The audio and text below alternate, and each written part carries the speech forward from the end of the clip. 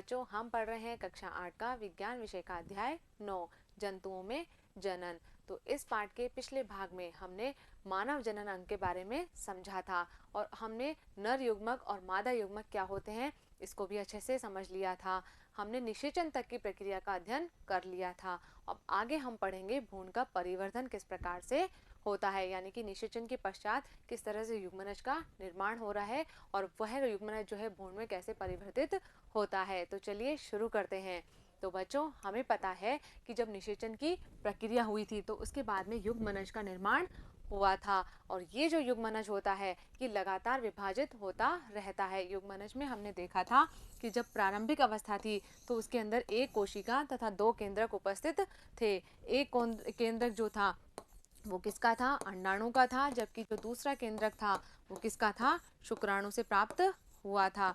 और ये जो युग्मनज वाली प्रारंभिक अवस्था थी ये धीरे धीरे कोशिकाओं के इस समूह में बदल जाती है, यानी कि क्या हो रहा है कि इस युग्मनज के अंदर जो है लगातार विभाजन होते रहते हैं और इस तरह से जो है इसमें बहुत सारी कोशिकाएं उत्पन्न हो जाती है। कोशिकाओं के एक समूह की भांति दिखाई देने लगता है।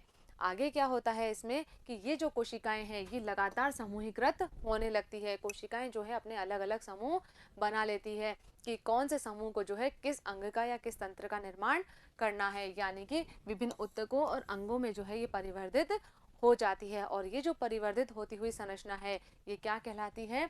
ये कहलाती है भ्रूण। अब ये जो भ्रूण है ये क्या होगा? ये गर्भाशय के अंदर रोपित होगा। जिस तरह से हम इसे देखें तो ये जो हमारा क्या था? युग्मनज था और धीरे धीरे इसके अंदर क्या हुआ? विभाजन हुआ और कोशिकाएं समूहीकृत हो जाती है, जिसमें क्या हो रहा है? अलग अलग जो है कोशिकाएं समूह में बढ़ रही है, जिससे आगे जाकर वो क्या करेगी? अंगों का और ऊतकों का निर्माण करेगी। और ये जो भ्रूण है ये क्या हो रहा है? यहाँ पर ये गर्भाशय की दीवार है तो इसके अंदर जाकर ये रोपित हो जाता है, यानी कि इसके साथ में ये जुड़ जाता है। हमने पढ़ा था कि गर्भाशय जो होता है वहीं पर ही भ्रूण का परिवर्धन होता है। तो ये इस प्रक्रिया में क्या हो रहा है कि जो गर्भाशय की दीवार है इसमें इस भ्रूण जो है इसका रोपण हो गया है। अब सारा विकास जो होगा इसका वो कहाँ पर होगा? इस गर्भाशय के अंदर ही होगा। इसे हम चित्र के माध्यम से समझें तो क्या हुआ? सबसे पहले कि ये जो अंडाशय था यहाँ पर अंडाणु का निर्माण हुआ और ये अंडाणु जो है वो अंडोत्सर्ग के द्वारा कहाँ आ गया? इस अंडवाहिनी में आ जाता है। अब यदि यहाँ पर जो है शुक्राणु के द्वारा इस अंडाणु का निषेचन हो गया तो ये किसमें परिवर्तित हो जाएगा? ये बदल जाएगा युग्मनज के अंदर। और ये युग्मनज धीरे धीरे इसमें देखिए विभाजन हो रहा है, 2 कोशिका, 4 कोशिका और इससे आगे जो है इसमें आगे विभाजन होते रहते हैं और कोशिकाओं की संख्या जो है वो बढ़ती रहती है। और अंत में ये जो है भ्रूण यहाँ कहाँ पर आकर रोपित हो जाएगा? गर्भाशय की दीवार में रोपित हो जाता है, जहाँ पर क्या होता है? इस भ्रूण का आगे का परिवर्धन होता है। तो हम क्या कहेंगे इसको कि क्या हो रहा है? युग्मनज जो है वो धीरे धीरे विभाजित होकर कहाँ आ गया है? गर्भाशय में आ गया है और यहीं पर ही इसका सारा विकास होगा। आगे बढ़ते हैं। अब क्या हो रहा है कि जब गर्भाशय के अंदर भ्रूण का निरंतर विकास हो रहा है तो धीरे धीरे क्या होगा? इसमें विभिन्न शारीरिक संरचनाओं का निर्माण होगा और वो संरचनाएं जो है धीरे धीरे दिखाई भी देने लगती है। इस भ्रूण के अंदर जो है हाथ, पैर, सिर, आंखें आदि जो अंग हैं उनका निर्माण होने लगता है। तो जब हमें सारी जो इसकी संरचनाएं हैं, हाथ पैर सब हमें दिखाई दे रहे हैं तो उस अवस्था में हम इसे क्या कहेंगे? उस अवस्था में ये कहलाता है गर्भ। यानी कि गर्भ क्या होता है? यह भ्रूण की वह अवस्था होती है जिसमें सभी शारीरिक भागों की पहचान हो सकती है। यानी कि आपने कभी कभी देखा होगा जब सोनोग्राफी कराई जाती है गर्भवती महिला की तो उसमें जो अंत का गर्भावस्था के अंत का समय होता है उसमें उस शिशु की जो है हाथ पैर आदि सभी अंग जो है वो दिखाई देने लगते हैं। तो वह अवस्था क्या कहलाती है? वह कहलाती है गर्भ। तो अब क्या होगा? गर्भ का निर्माण हो गया है, गर्भ पूरी तरह से विकसित हो गया है। तो अब क्या होगा? जैसे ही गर्भावस्था पूरी होगी तो क्या होगी? जो माता है वो नवजात शिशु को जन्म देती है। इस तरह से जो है इसके अंदर पूरा गर्भाशय के अंदर जो है इस नवजात शिशु का जो है विकास हो गया है, गर्भ का पूरा विकास हो गया है। तो अब क्या होगा कि इस नवजात शिशु का जन्म होगा। ये जो है माँ के गर्भ में शिशु का चित्र है, आपको दिख रहा है इसमें देखिए कान, नाक, इसके हाथ पैर सब जो संरचनाएं हैं वो इसमें अच्छे से दिखाई देती है। तो अब क्या हो जाएगा? अब जो है इस बच्चे का जन्म हो जाएगा। तो ये क्या हो गया?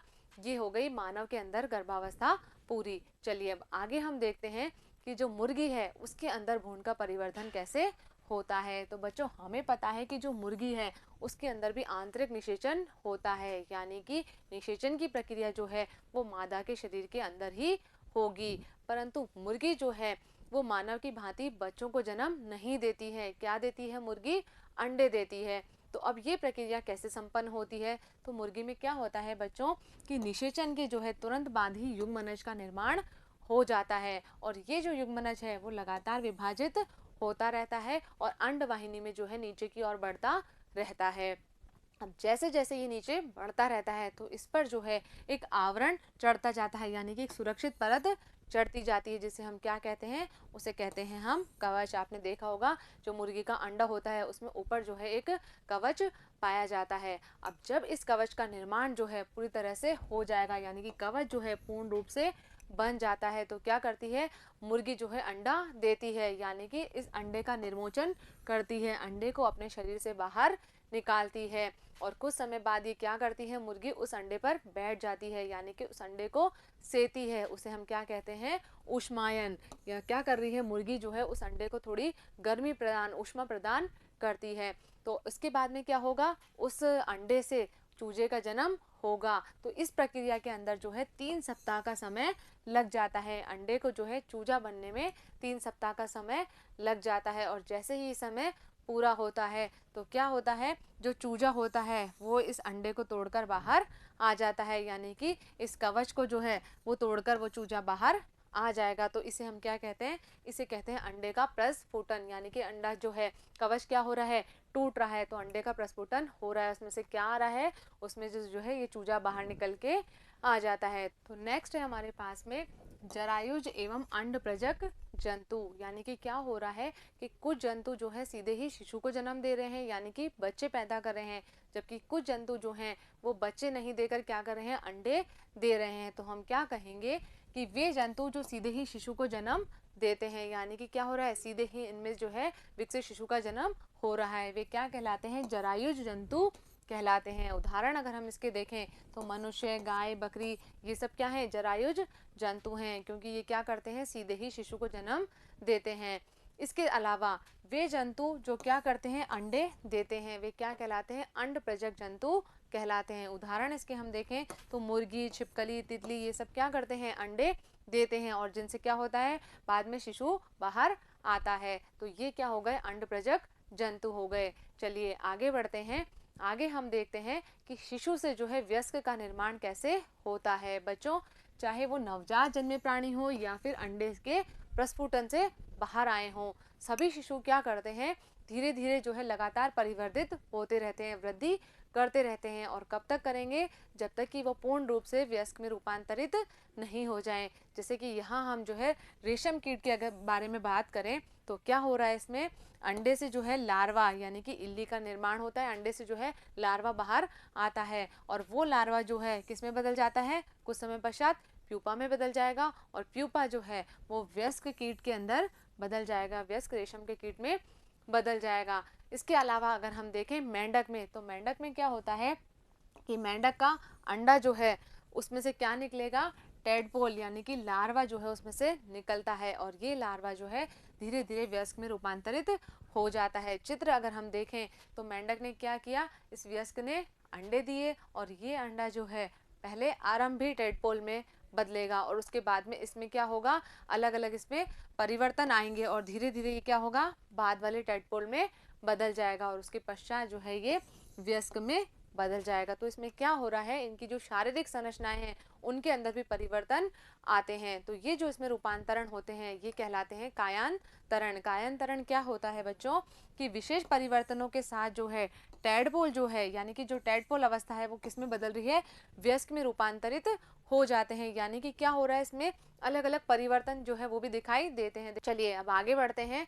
नेक्स्ट है हमारे पास में अलैंगिक जनन। बच्चों लैंगिक जनन के बारे में जो है हमने अच्छे से समझ लिया था। लैंगिक जनन में क्या होता है कि नर युग्मक और मादा युग्मक का संलयन होता है, जिससे क्या हो रहा है?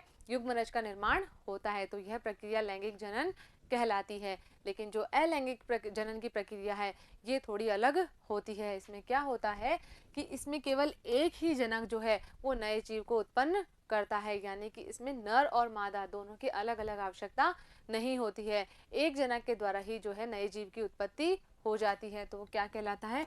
अलैंगिक जनन कहलाता है। उदाहरण इसके हम देखें तो जो हाइड्रा है, अमीबा है, ऐसे जो अत्यंत छोटे जीव यानी कि सूक्ष्म जीव जो हैं उनके अंदर इस प्रकार का जनन पाया जाता है। सबसे पहले हम देखते हैं कि हाइड्रा में जनन किस प्रकार से होता है।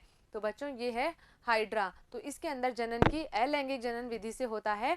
अब कैसे होगा कि जैसे ही हाइड्रा के अंदर थोड़ा सा जो है एक अलग उभार उत्पन्न होने लगता है, ये एक भी हो सकते हैं या अधिक भी हो सकते हैं। अब ये जो उभार होते हैं ये आगे जाके जो है नए जीव में विकसित होते हैं। धीरे धीरे क्या होगा, ये जो उभार है ये बढ़ता जाएगा और ये जो है नए जीव में विकसित हो जाएगा। उसके बाद में ये इसके शरीर से टूटकर जो है अलग हो जाएगा और नए जीव के रूप में जो है ये विकसित हो जाएगा। तो ये जो उभार है हाइड्रा में ये कहलाते हैं मुकुल। इन्हें क्या कहते हैं? मुकुल कहते हैं। तो इन मुकुलों से जो है नए जीव का निर्माण होता है। तो इसीलिए जनन की जो विधि हाइड्रा में है उसे हम क्या कहते हैं? उसे कहते हैं मुकुलन, क्योंकि मुकुल के द्वारा जो है नए जीव का निर्माण हो रहा है, इसलिए इस विधि का क्या नाम है? इसका नाम है मुकुलन। तो हम क्या कहेंगे कि हाइड्रा में जो है मुकुलन विधि से जो है जनन होता है। अगला देखते हैं हम अमीबा में जनन किस प्रकार से होता है। तो जो अमीबा होता है, देखिए एक बार इसको चित्र के माध्यम से समझते हैं कि इसमें क्या हो रहा है। ये अमीबा की एक कोशिका है। धीरे धीरे क्या होता है, इसके अंदर केंद्रक जो है उसका विभाजन होने लगता है। अब केंद्रक विभाजित होकर जो है दो भागों में बदल जाएगा। अब दो भागों में बट गया तो धीरे धीरे क्या होगा, ये जो कोशिका है ये भी यहाँ से विभाजित होना चालू करेगी और धीरे धीरे क्या होगा, ये भी दो कोशिकाओं में बढ़ जाएगी और ये दोनों कोशिकाएं जो है अलग अलग संतति का निर्माण कर लेगी। यानी कि हम क्या कह सकते हैं कि जो हाइड्रा अमीबा है इसके अंदर क्या हो रहा है कि ये एक कोशिकीय जीव है और इसके अंदर जनन के समय केंद्रक जो है वो दो भागों में विभाजित हो जाएगा और धीरे धीरे क्या होगा, ये जो कोशिका है वो भी दो भागों में विभाजित हो जाती है, जिसके प्रत्येक भाग में क्या होगा, केंद्रक आ जाएगा। अभी हमने देखा कि जो दो कोशिकाएं हैं तो प्रत्येक कोशिका में एक केंद्रक आ जाता है और ये जो है नए जीव का निर्माण कर लेती है। अब इसमें क्या हो रहा है कि एक कोशिका जो है वही दो भागों में विभाजित हो रही है, यानी कि दो खंडों में विभाजित हो रही है। तो इस विधि को क्या कहते हैं? इसे हम कहते हैं द्विखंडन विधि। यहाँ पर देखिए चित्र में आपको दिख रहा है कि जो एक कोशिका थी उससे ही दो कोशिका का निर्माण हो गया, यानी कि एक कोशिका दो खंडों में विभाजित हो गई। तो यह विधि क्या कहलाती है? यह कहलाती है द्विखंडन विधि। तो क्या कहेंगे कि अमीबा में जो है द्विखंडन विधि से अलैंगिक जनन होता है। आगे बढ़ते हैं। आगे है नेक्स्ट डॉली की कहानी, क्लोन। बच्चों आपने डॉली भेड़ का नाम सुना होगा। डॉली भेड़ जो है वो क्या है, क्लोन के द्वारा निर्मित की गई है। अब क्लोन क्या होते हैं?